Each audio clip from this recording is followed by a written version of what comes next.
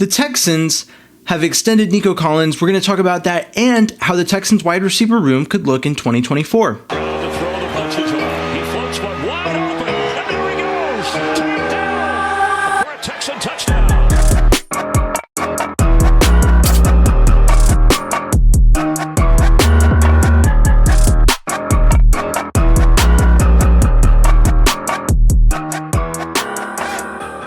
Depending on who you asked, this has been a long time coming. Nico Collins signs a 3-year extension for $72 million with $52 million guaranteed. Is this good money for Nico Collins? I think it's good money for Nico Collins, and I also think it's a good deal for the Texans organization. The Texans aren't clear of any liability based off of Nico Collins' history of injuries and the shortness of his production at a high level.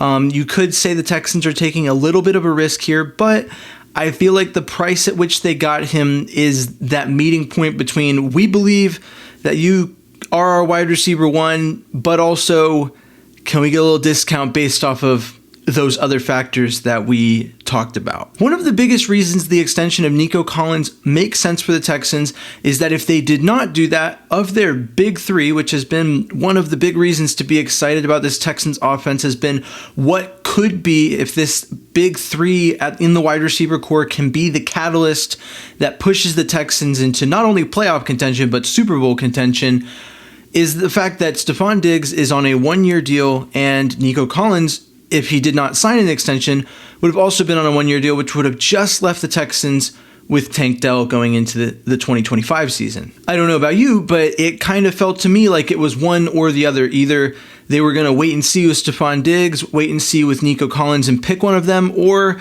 they were going to extend Nico Collins and then burn that bridge when they get there when it comes to Stephon Diggs, essentially. And that's not to say that Tank Dell couldn't be wide receiver one. I think we all talk about the Texans wide receiver core as 1A, 1B, 1C. That's really the easy answer with this receiving room. And if you're just using Tank Dell's size to assess where he fits on a roster, then you've already lost a step relative to everyone who has seen the film. He is an outside receiver, inside receiver. He's versatile, maybe a little undersized, but he's definitely capable of playing wide receiver one on a few teams in this league. But we don't have to think about that as Texans fans because Nico Collins is here at least until it's time to extend CJ Stroud, and Tank Dell will also be here for that time. The question is who the third wide receiver is going to be after this next season, but we're talking about the 2024 season, so we don't really have to answer that question right now. Now, looking deeper into the Texans wide receiver room, there's currently 13 wide receivers that are on the roster. Now, while in my mind, there's realistically a situation where 8 of those wide receivers on the roster are carried forward,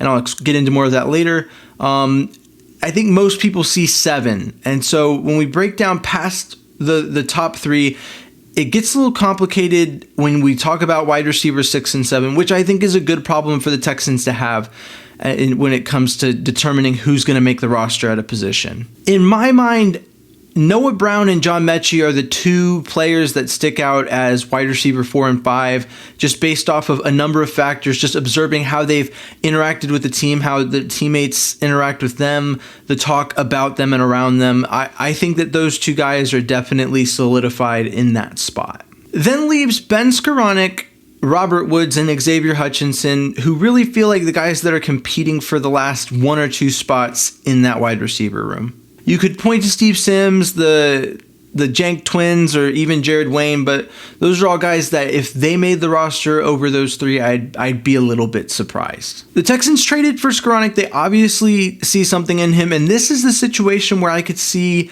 the Texans carrying 8 wide receivers, is if they believe that Robert Woods and Xavier Hutchinson are their guys at wide receiver, but they like what Ben Skoranek presents otherwise, along with his versatility to play wide receiver.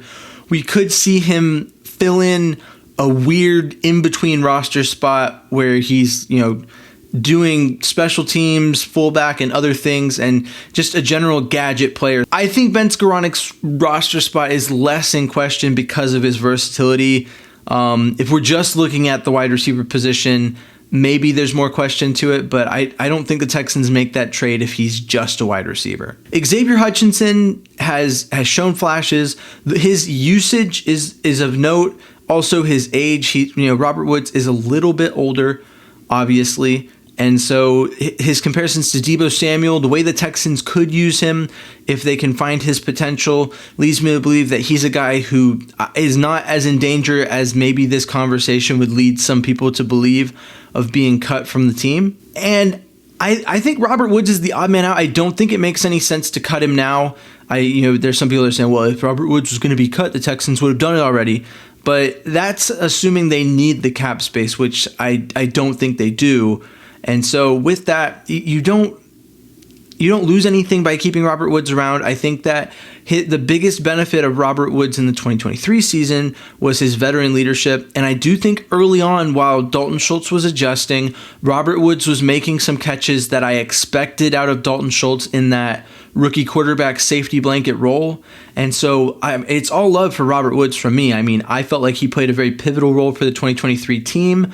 But is that role still vital in the 2024 season? The big question mark that's going to determine if it is, in my eyes, is whether or not Stephon Diggs comes in and is what I think a lot of people think he's going to be in Houston, which is a diva who demands the ball, sits on the sideline and gets frustrated. Based off of D'Amico's talk about energy vampires, I think that they probably vetted that quite a bit before they decided that this was a worthwhile move. Giving up a second-round pick for what could ultimately end up being a one-year rental of, a really good wide receiver, but still a one-year rental.